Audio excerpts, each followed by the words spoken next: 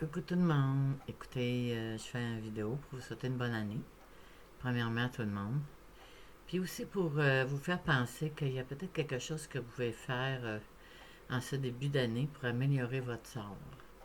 Je sais, moi j'ai fumé pendant plus de 40 ans. J'ai commencé, j'avais 13 ans à peu près, puis j'ai arrêté en 2014.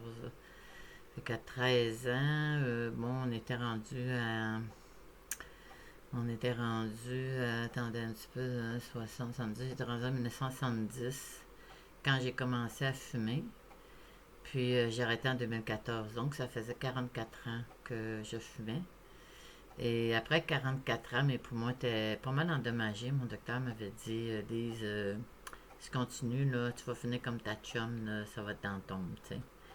Puis ça m'a fait de quoi de voir partir ma copine d'une maladie pulmonaire qui allait tout le temps en empirant, elle n'était pas capable d'arrêter. Alors ça s'est passé rapidement. Dans un an, pouf, elle a disparu, elle n'était plus là. Elle n'était pas vieille, vieille, elle était au début de soixantaine. Alors, moi, je vous dirais que ça m'a fait réfléchir quand j'ai vu partir elle, puis que mon docteur m'a dit ça. Alors j'ai dit, je vais arrêter de fumer. J'avais commencé à parler avec ma fille de la cigarette électronique, puis ma fille était assez gentille. À ma fête en 2014, elle m'a fait une cigarette électronique. De là, j'ai pu arrêter de fumer, vraiment parce qu'elle avait aussi tenu à ce que je ne fume plus. Si elle me voyait moindrement m'approcher d'une cigarette, je vous jure, il n'y allait pas que le dos de la cuillère, elle disait là, toi là, tu touches plus à ça. Et je pense que sa sévérité là-dedans m'a beaucoup aidé. Parce que oui, j'ai empesté mes filles. Tu sais, j'ai fumé pendant 44 ans, fait qu'on se le cache pas, les enfants en ont souffert. Quand tu es assis dans un auto puis ça boucane, c'est pas le fun pour les enfants. Grandir dans la boucane, sentir la boucane, ton linge est en boucane, tes amis te rejettent, tes parents de tes amis te rejettent parce que, ben oui, ta mère, elle fume comme une cheminée, tu sais. Moi, j'étais à 3 paquets en dernier, vous savez, pendant plusieurs années. Alors, je vous dirais juste que j'ai arrêté en 2014, ça fait 10 ans bientôt au mois de mars. Et puis, ben, vous voyez, j'ai les poumons complètement crottés de sécrétion. Et c'est ça qui me fait la vie dure en ce moment parce que, ben oui, il faut que ça te dégage, cette affaire-là.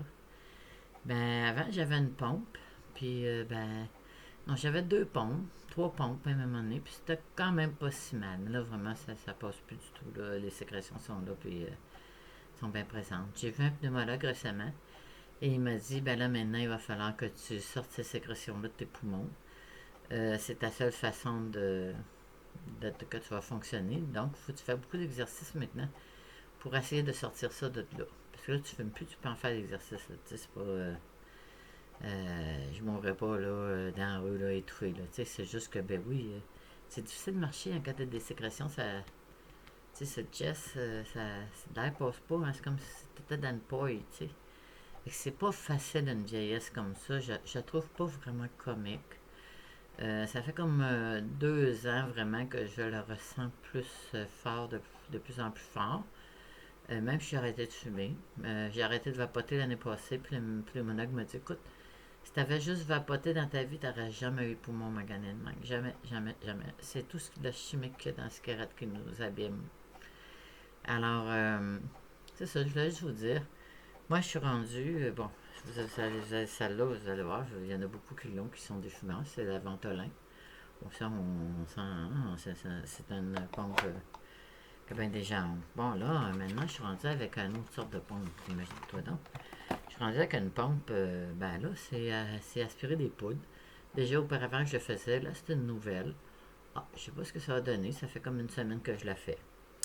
Mais ça, c'est pas assez, comprends-tu? Parce que ouais, mes bronches se sont bien poignées. Le matin, là, je suis comme un cheval. Ça arrête pas, là. Je suis gourmé, gourmé. Là, je suis rendu avec un appareil qui s'appelle l'Aerobica. Imaginez-vous donc. Fait que là, je suis rendu avec ça, matin et soir, 10 minutes. C'est pas comique. C'est quelque chose que j'aime bien, bien, là. Je me serais passé complètement de ça, mais vraiment, là. Je veux dire, j'aurais d'autres choses en vie à faire que de souffler là-dedans. 10 minutes le matin, 10 minutes le soir. Tu sais, ça a l'air de rien, 10 minutes, là, mais c'est long, là, puis c'est un effort aussi. Quand tu as de la misère à respirer, on s'entend dessus, c'est pas facile. Je vais juste vous montrer un petit peu ce que ça donne. C'est comment je me prends les joues là, pour pas trop gonfler.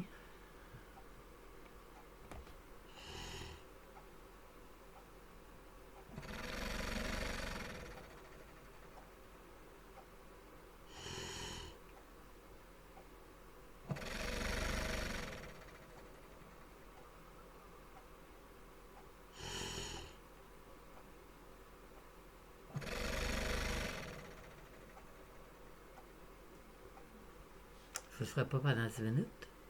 Je suis déjà étourdi, là. Puis, je vais vous dire, c'est un exercice pour libérer les sécrétions de mes poumons.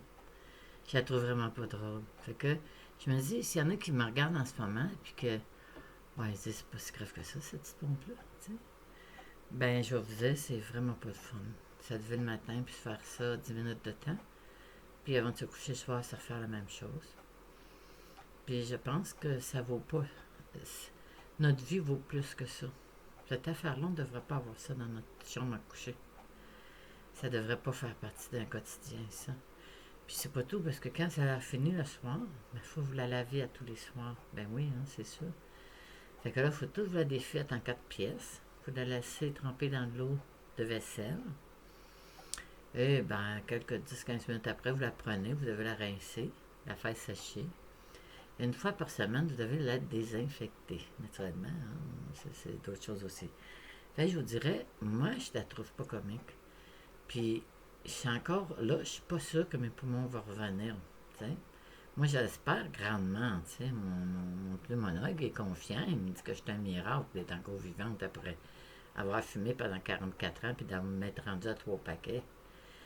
Mais moi, j'ai peur, parce que moi, c'est mes poumons. Moi. J'aimerais ça voir la vie plus vieille. J'aimerais ça. Tu sais, il y a plein de choses que j'ai pas vécues, j'aimerais connaître. Mais moi, je vais juste vous dire, la cigarette, c'est la pire cochonnerie de la planète. Vous êtes mieux de vous mettre sa cigarette électronique que de continuer la cigarette. La cigarette, là, c'est plein de toxiques à l'intérieur. Puis il y a je ne sais pas combien de milliers de produits chimiques dedans. Puis ça va détruire vos poumons, mais ça ne détruira pas juste pour le présent. Même que vous arrêteriez, là, dans 10 ans, vous allez payer pour encore. Fait qu'attendez pas trop. Parce que plus vous allez attendre, plus ça va être grave. Moi, ma copine, là, la dernière année, là, elle rentrait en ambulance à l'hôpital à tous les mois à peu près. Puis ça y arrivait de s'évanouir comme ça. Elle n'était plus capable de respirer. Fait que, puis elle est morte aujourd'hui. Puis j'ai pas trouvé ça comique quand elle est décédée. Pantoute, parce que je me disais, elle méritait pas ça. Là. Je veux dire, c'était une bonne personne. Mais elle n'était pas capable d'arrêter de fumer, tu sais. Moi, je vous dis, prenez des moyens. Ça va être dur en premier la cigarette électronique ou d'autres moyens. Mais battez-vous le derrière. Dites-vous, là, j'ai pas le choix, là, c'est ma santé, là. Si je le fais pas, là, ben c'est bien de valeur, je vais payer pour. C'est pas juste vous qui allez payer pour, hein. Parce que quand vous allez être malade, là, ben c'est les autres autour qui vont avoir à vous soigner. C'est aussi tout ce que ça va vous prendre. Vous savez, cette petite pompe-là, là, ben il ne m'adonne pas, hein. Je suis un aîné, là, puis j'aurais aimé ça qui me la paye, hein. Ben non, elle coûte 69 piastres. C'est pas donné, là, je veux dire. Puis c'est une par X temps, là. Tu sais, j'ai pas besoin de ça dans mon budget, d'avoir à payer cette cochonnerie-là. Ben, cette cochonnerie-là, on s'entend-nous. Si elle m'aide, tant mieux, là, mais j'aurais aimé ça pas l'avoir, tu sais. Mais moi, je vais juste vous dire, si vous avez une chance de prendre soin de vos poumons, faites-le donc. Faites-le pour vos enfants. Faites-le pour les générations à venir. Puis vous allez voir, c'est pas si pire que ça. Commencez par vous dire, bon ben, je vais commencer à essayer de fumer dehors. Vous commencez à essayer de fumer dehors. Parce que, écoutez, plus vous allez faire ces choses-là, plus vous allez devenir distant de la cigarette, plus vous allez trouver qu'elle pue, plus vous allez trouver qu'elle coûte cher, elle goûte pas bon, vous sentez le cendrier, ouais, ça ne tente pas à votre chum de vous embrasser peut-être ou à votre blonde. Hein. Fait que non, moi je vous dis, faites-le. Vous êtes capable. Je suis sûre que vous êtes capable. Si moi j'ai arrêté, il y a 10 ans, je suis sûre que vous êtes capable. Puis attendez pas. Moi, quand j'ai arrêté, là, en 2014, j'étais rendue quand même à 57 ans à peu près. Fait que je vous dirais, c'est tard. C'est tard. Il faut faire ça plus vite que ça. C'est quand on est jeune qu'on peut sauver nos poumons. C'est pas rendu à mon âge. Rendu à mon âge, ils sont hypothéqués. Puis on va payer longtemps, tu sais. Mais si on arrête vite, par exemple, on va pas finir dans la tombe vite, tu sais. C'est ça aussi. Fait qu'en tout cas, moi, je vous souhaite une bonne année, puis je vous souhaite tout le monde d'arrêter ça. C'est de la merde. Puis quand je dis de la merde, c'est pas parce que je vais être méchante, c'est parce que j'en souffre. Puis je trouve pas ça trop